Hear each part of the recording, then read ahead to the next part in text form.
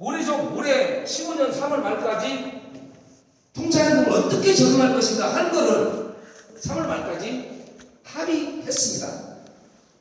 그래서 2014년에 입주가 마무리된 겁니다.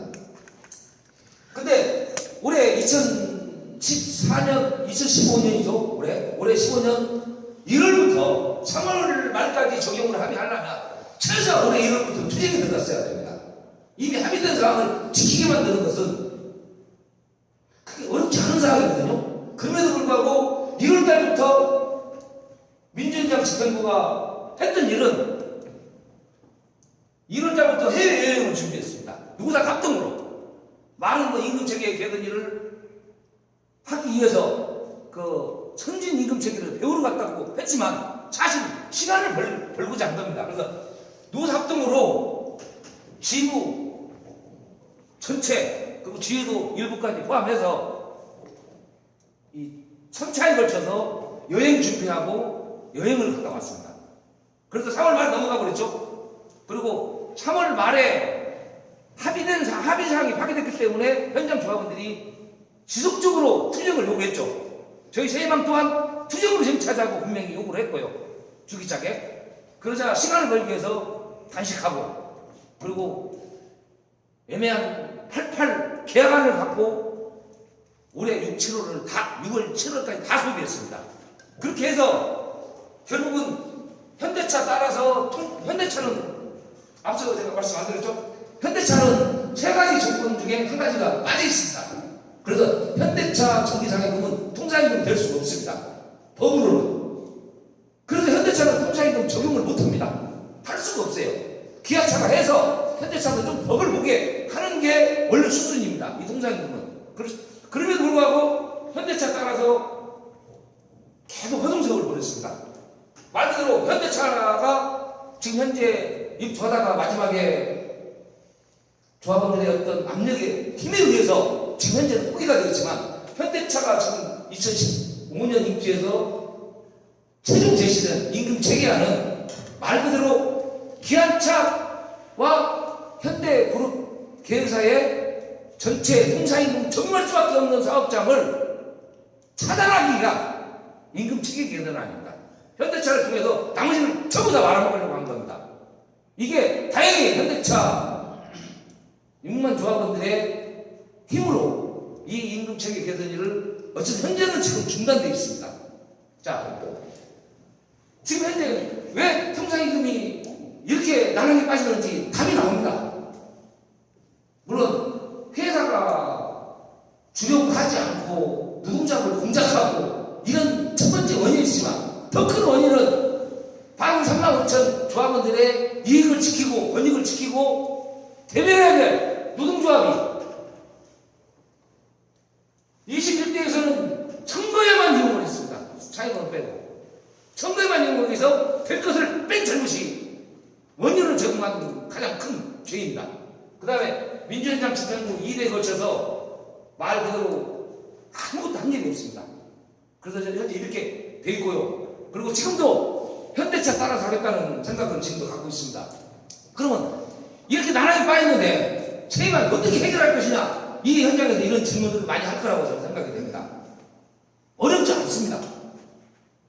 자, 먼저 그러면 우리가 같이 어쨌든 경쟁을 할 수밖에 없는 뭐 여러 개 있지만은 그 당장 경쟁 체계에서 그 정책이 드러난 것만 제가 말씀드리겠습니다. 민주연장은요, 어쨌든 지금 앞에서 말씀드렸듯이 이미 통상임금을 가장 어렵게 만든 이 투쟁하지 않은 죄가 있습니다.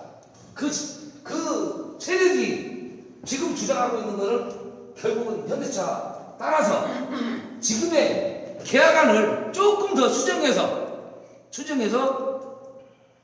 마무리하자는 쪽이 민주연장의 주요 정책입니다. 지금 그 정책 내용을 세부적으로 들어가 보면. 그리고 지금 현재 금속의 힘은 통상임금을 빼고 하는 바람에 이 통상임금이 지금까지 5년이 돼도 40억씩이나 늘어서 1심만 지금 현재 하고 있는 겁니다. 뺐기 때문에. 근데 금속 힘은 자기들이 처음으로 소송을 했기 때문에 자기들이 처음부터 말아먹는 건 생각 안 합니다. 그 사람들은.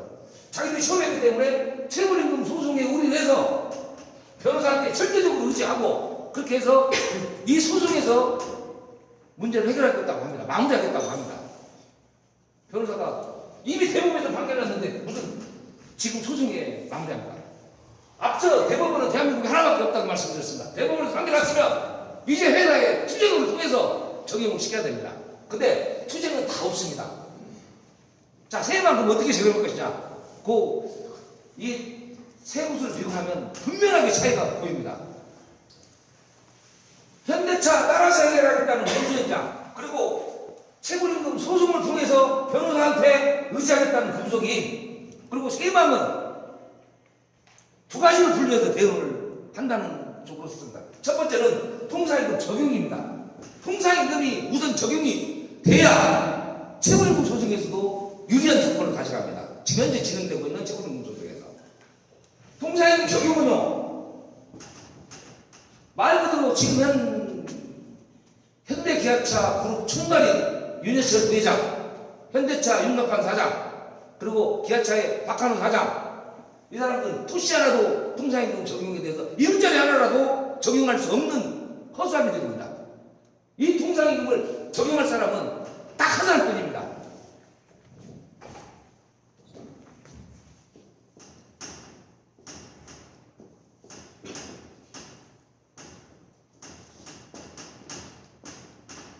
통상임금을 적용할 수 있는 유일한 권한을 가진 사람은 정문부 회장 한 사람뿐입니다.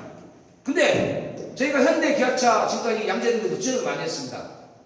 양재동에는요, 정문부 회장은 1년에 한 두세 번, 제가 듣기로는 두세 번 더 되겠죠. 한 달에 한두 번 출근한답니다. 거의 대부분을 한남동 자택과 저 글로비스에서 업무를 합니다. 근데 정문부 회장이 없는 양재동에 가도 맨날 떠들어붙어요. 정문부 회장이 알 리가 없습니다. 그래서 이 통상임금 문제를 해결하기 위해서는요, 무조건 정문부 회장과 직접 승부해야 됩니다. 저희 세임학 해법에요, 통상임금 적용과 관련해서는 정확하게 한남동에 가서, 한남동의 정문부 회장 자택에 가서 체납 운송을 하겠다라는 분명한 투쟁 방식이 들어가 있습니다. 그래서 정문부 회장과 직접 간판 지어서 통상임금을 적용하도록 만들겠다는 겁니다. 그 이후의 투쟁은 지금 다 해결할 수 없죠. 이후의 문제들이기 때문에. 그래도 말을 듣지 않고 적용을 피해가려고 하면 그 이후의 투쟁은 더 큰 투쟁들이 준비가 되어 있습니다. 대망에는. 그리고 앞서 했던 금속임이 얘기하는 체불임금 소송은요, 저희 또한 바로 이어받아서 하게 되어 있습니다. 그러나 체불임금 소송이 일시도 언제 끝날지 모릅니다. 바로 끝나는 게 아닙니다. 게다가 꼬투리 하나만 잡으면요, 또 한 2개월, 3개월 늘어집니다. 그래서 이 체불임금 소송은요, 일단 적용하는 거를 이겨야만 체불임금 소송은 바로 한두 달 내에도 끝날 수 있습니다. 그래서 저희 세임왕은 일단 정문부 회장을 직접 상대로 해서 통상임금 투쟁을 승리하겠다는 것이 세임왕의 1차 목표고요. 2차 목표는 적용과 함께 체불임금 또한 최소한 2013년 대법원이 판결한 12월 18일 이후부터는 체불임금을 전액 다 받아야 됩니다. 정확하게 얘기하면 21대가 소송했던, 물론 다 패소했지만요, 체불임금 여기서 3년 전 것이지만 최소한 세임왕은 2013년 12월 18일 가브로토텍 대법원 판결 시점 이후에 체불임금은 소송과 관계없이 반드시 투쟁으로 받아야 된다고 저는 생각을 하고 있습니다. 그리고 세임왕이 그거를 조합원 대중과 함께 반드시 관철시켜야 합니다. 제가 짧게 왜 통상임금이 이렇게 안 풀리는지 짧게 진단하고, 그리고 짧게 비교를 통해서 세임왕의 대책을 말씀드렸습니다.